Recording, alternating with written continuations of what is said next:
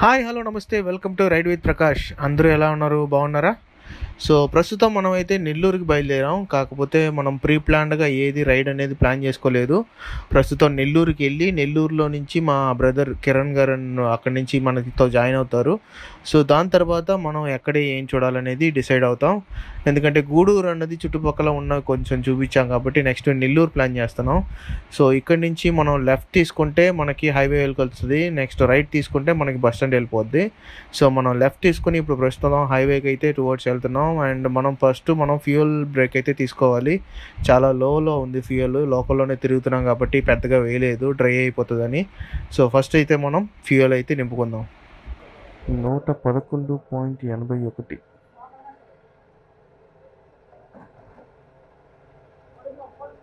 500కి వేస్తే 4 లీటర్లు వస్తుంది.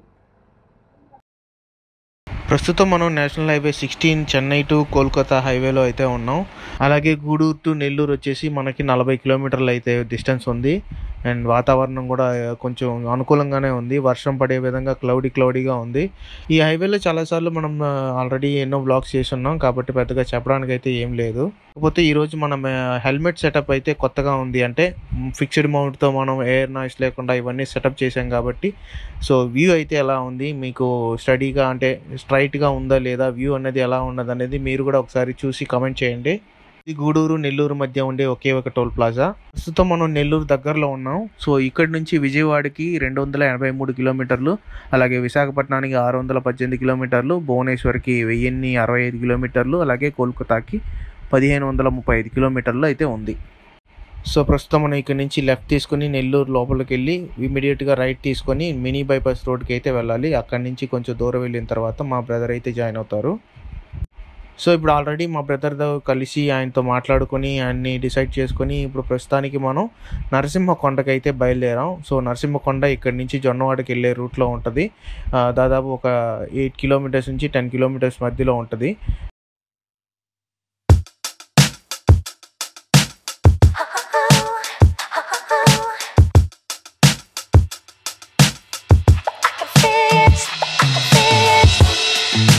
ఇది Nellore district police office.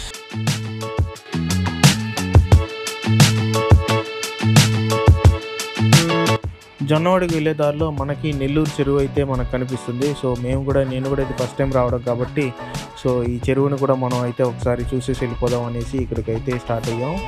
So ఇది చెరువు నార్మల్గా పెద్దదిగానే ఉంది, చూడడానికైతే చాలా పెద్దది.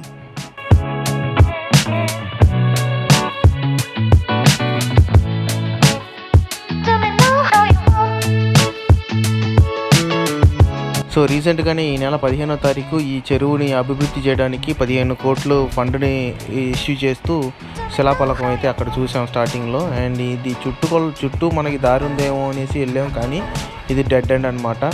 సో ఇదే ఆ శిలాఫలకం ఇందాక చెప్పింది. సో ఈ నెల దీనికి శంకుస్థాపన అయితే జరిగింది. సో డెవలప్ అయిన తర్వాత చాలా బాగా ఉంటుందనేది ఎదురు చూస్తున్నాం. జై శ్రీరామ్.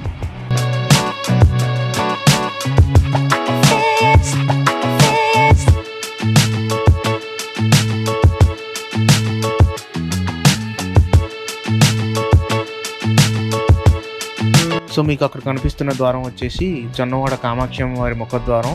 అలా రైట్ తీసుకుంటే బ్రిడ్జ్ ఒకటి వస్తుంది. బ్రిడ్జ్ దాటుకొని కొంచెం ముందుకెళ్తే గుడి వస్తుంది అనమాట. ఫస్ట్ మనం అయితే లక్ష్మీ నరసింహ స్వామి వారి గుడికి వెళ్ళి వచ్చేద్దాం. తర్వాత మనం జొన్నవాడకి అయితే వెళ్ళడానికి ట్రై చేద్దాం.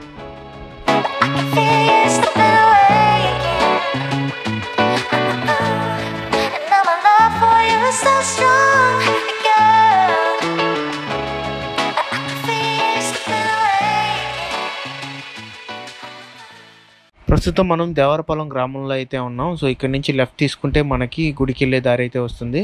మీకు రైట్ సైడ్ కనబడుతున్నది రథం అన్నమాట, స్వామివారి రథం. బ్రహ్మోత్సవాల టైంలో వాడుతారు. సో ఇది నారాయణ ఐఐటి క్యాంపస్ అన్నమాట. సో ఇక్కడ నుంచి స్ట్రైట్ వెళ్తే మనకి వేదగిరికి వెళ్ళే ఆర్చ్ అయితే కనబడుతుంది.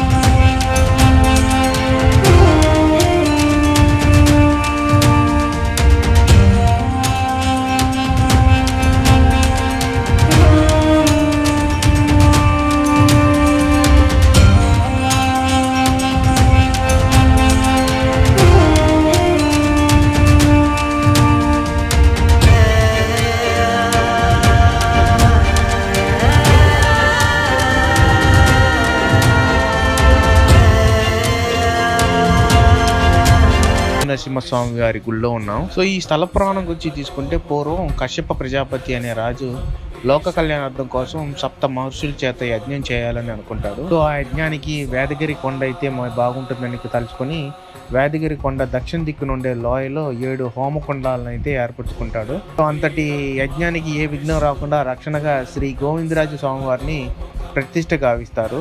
ప్రతిష్ఠ గాంచి యజ్ఞాన్ని అయితే పూర్తి చేస్తారు. ఆ యజ్ఞాన్ని పూర్తి చేసిన సమయంన పూర్ణాహుతి నుండి వైశాఖ శుద్ధ చతుర్దశి నాడు స్వాతి నక్షత్రంలో ఒక జ్యోతి అనేది ఉద్భవిస్తుంది. ఆ జ్యోతి ఉద్భవించి ఉత్తర దిశగా ప్రయాణించి ప్రస్తుతం స్వామివారు ఉన్న గుహలో అది అదృశ్యమవుతుంది అనమాట. సో ఆ జ్యోతిని వెంబడిస్తూ వచ్చిన కశ్యపాది మహర్షులు ఆ గుహలో జ్యోతి స్థానంలో వెలిసిన శ్రీ లక్ష్మీ నరసింహస్వామి వారి మూర్తిని చూసుకొని ఇప్పుడు అక్కడే ఆ స్వామిని ప్రతిష్ఠించి ఆ స్వామిని కొలవడం అనేది స్టార్ట్ చేస్తారు. ఆ రోజు ఆ సప్త మహర్షులు యాగం చేసిన 7 హోమకుండాలని 7 కోనేరులుగా ఈ రోజుకి పిలుస్తూ ఉంటారు.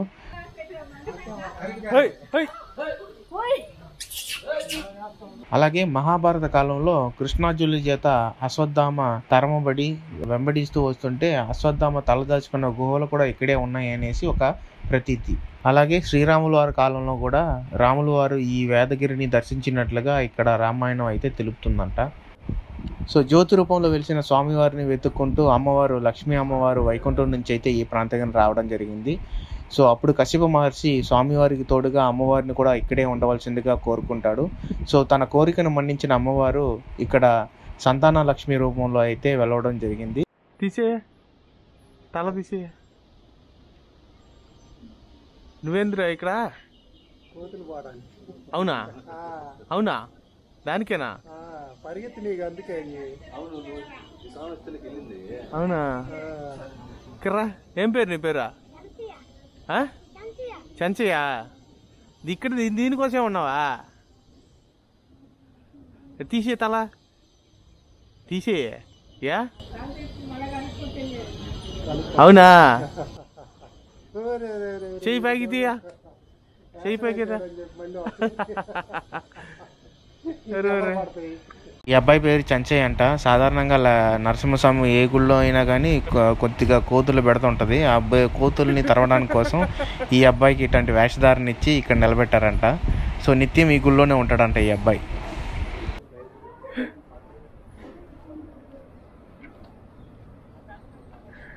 జాగ్రత్తలు వెళ్ళిపోయిందిరా వెళ్తుందా ఇంకా